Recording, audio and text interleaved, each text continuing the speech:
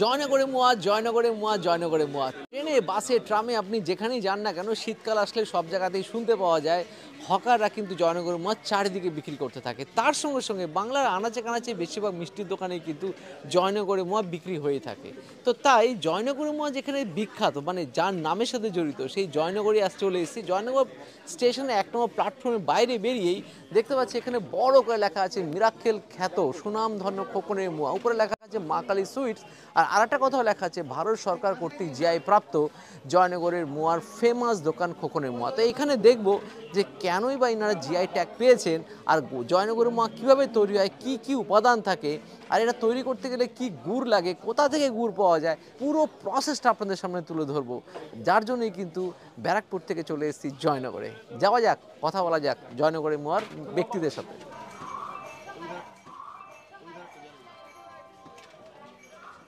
নমস্কার, আপনি কি খোকন বাবু? হ্যাঁ নমস্কার। আচ্ছা, তো এখানে দেখতে পাচ্ছি যে প্রচুর মোয়ার ভান্ডার দেখতে পাচ্ছি।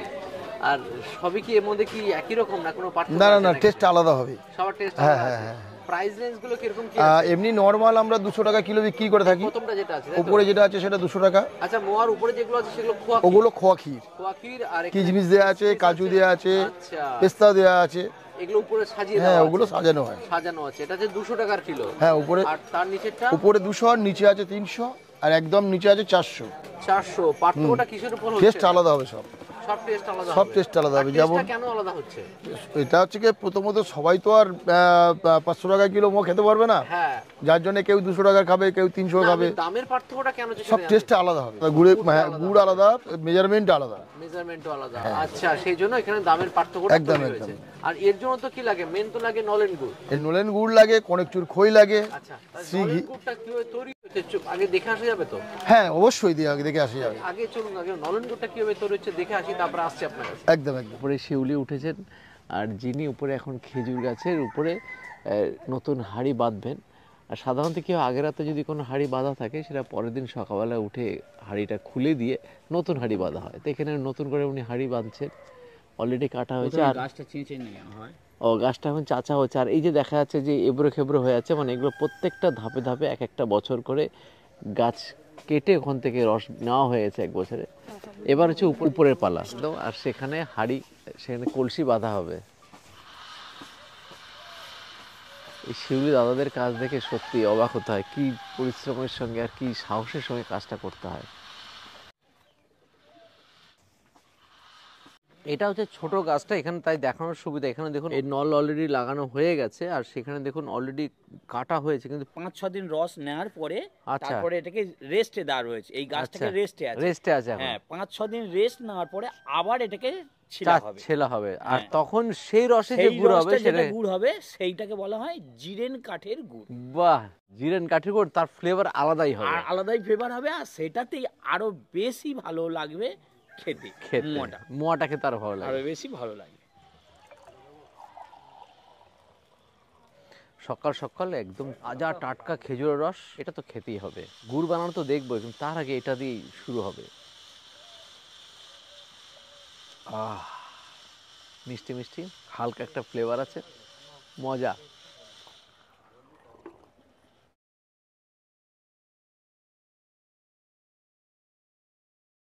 বিভিন্ন খেজুরের গাছ থেকে মাটির হাঁড়ি যেগুলো বেঁধে রাখা হয়, সারা রাত ধরে সেখানে কিন্তু খেজুরের রস কিন্তু জমা হয়। এই দেখুন খেজুরের রসগুলো জমা হয়ে গেছে, প্রত্যেকটা হাঁড়িতে এরকমভাবে খেজুরের রস জমা হয়ে গেছে। আর সেগুলোকে এখানে আনার পরে এরকমভাবে দেখুন গামলার মধ্যে রাখা হয়।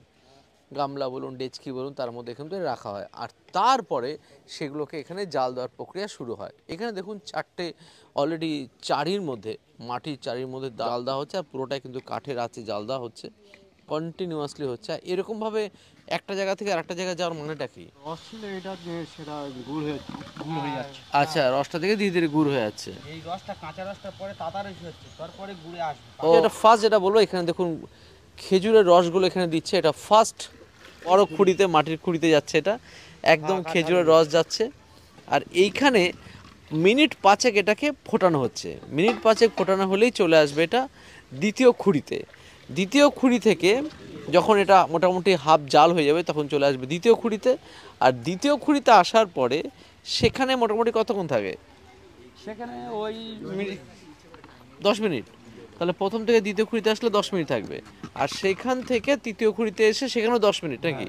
সে 10 মিনিট মানে মোটামুটি গড়ে 20-25 মিনিটের মধ্যে কমপ্লিট এখন নলেন গুড় হয়ে যাচ্ছে। এত তাড়াতাড়ি নলেন গুড় হয়ে যাচ্ছে, সকালবেলাতে প্রচুর গুড়ে পরিণত হয়, যেগুলো মোয়ার কিন্তু প্রধান উপাদান। এখানে দেওয়া হচ্ছে কিন্তু সেই শিরীষ কাঠ, সোনাঝুরি কাঠগুলো দেওয়া আছে, আর সঙ্গে আছে খেজুর গাছের পাতা। এবার গুড় হয়ে গেছে, চতুর্থ খুঁড়ি থেকে গুড়গুলোকে একদম কলসির মধ্যে ঢেলে নেওয়া হচ্ছে। আর এটা দেখতে পাচ্ছি ফিনিশিং গুড় হয়ে গেছে, এটা হচ্ছে নলেন গুড়। নলেন গুড় একদম পিওর নলেন গুড়। নেওয়ার পর একটু কিছুক্ষণ ঠান্ডা করলাম, ঠান্ডা করার পর দেখতে পাচ্ছি দেখুন একটুখানি ঘনতা বেড়েছে। যখন নিচ্ছিলাম তখন দেখলাম জলের মতো ছিল, এখন কিছুটা দেখুন ঘন বাড়ছে। আর সেই সুগন্ধ, কি মিষ্টতা, 18 খেতে ফাটাফাটি। সত্যি আজকে খেজুরের রস থেকে নলেন গুড় বানানো দেখলাম, মানে অসাধারণ। আর এই খেজুরের রস দিয়ে কিন্তু খোকন মোয়াতে কিন্তু যায়, এখান থেকে ওরা রেগুলার বেসে মোয়ার জন্য ওনারা গুড় নিয়ে থাকেন। ভালো লাগলো।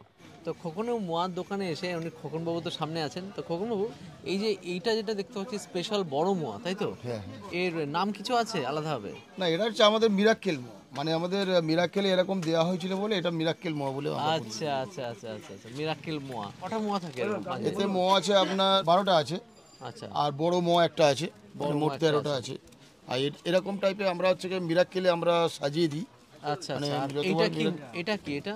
ওই সেম জিনিস মিরাক্কেল ও সেম জিনিস, এর নাম হচ্ছে মিরাক্কেল মোয়া নাকি? মিরাক্কেল মোয়া। এগুলো আপনার ওই তত্ত্ব, বিয়ে বাড়ি তত্ত্ব বা এমনি কোনো ওকেশনে যদি কেউ অর্ডার করে এগুলো আমাদের দেওয়া হয়। আচ্ছা আচ্ছা। আপনারা কেকও তো বানান নাকি? হ্যাঁ, আমরা কেক বানাই।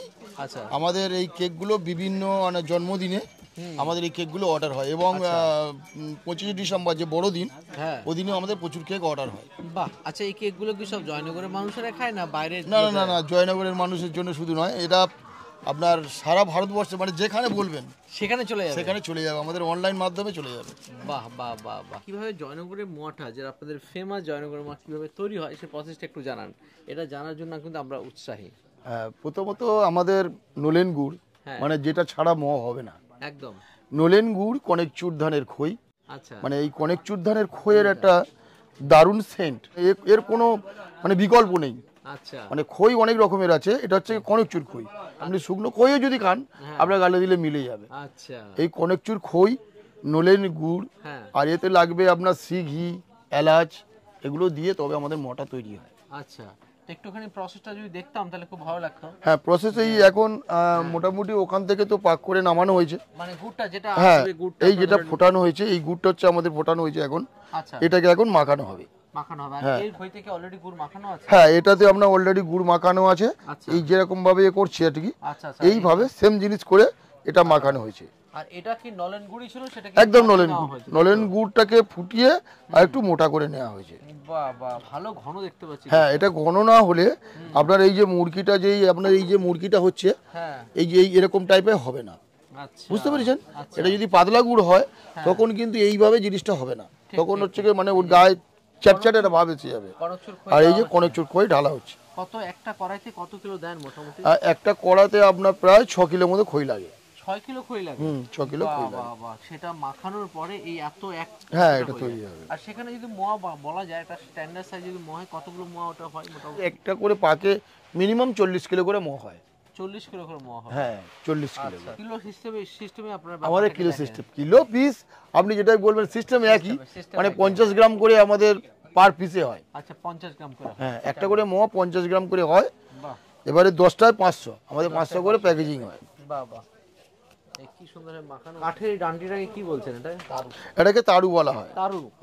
বাহ, তারু দিয়ে রীতিমতো ওটাকে মেশানো হচ্ছে। হ্যাঁ হ্যাঁ, প্রসেস খুব সুন্দর। এটা আবার সিস্টেম আছে, এটা আবার ঠিক টাইম মতো যদি আমরা মাখানো না হয়, হ্যাঁ। মানে ধরুন এই যে খইটা মাখানো হচ্ছে, হ্যাঁ। যদি দেরি হয়, মানে একটা সিস্টেম আছে যে 5 মিনিটের মধ্যে আমাদের পাকটা মাখাতে হবে। আচ্ছা। এটা যদি তার থেকে দেরি হয়ে যায় হ্যাঁ। তাহলে এই গুড়টা চিনি হয়ে যাবে। চিনি হয়ে যাবে? হ্যাঁ, মেশিনের জন্য আমরা চিন্তা ভাবনা করেছিলাম যে এই পাকটা যদি, কারণ এটা তো খুব কষ্টকর, এই যে পাকটা মাখানো মানে খুব কষ্টকর।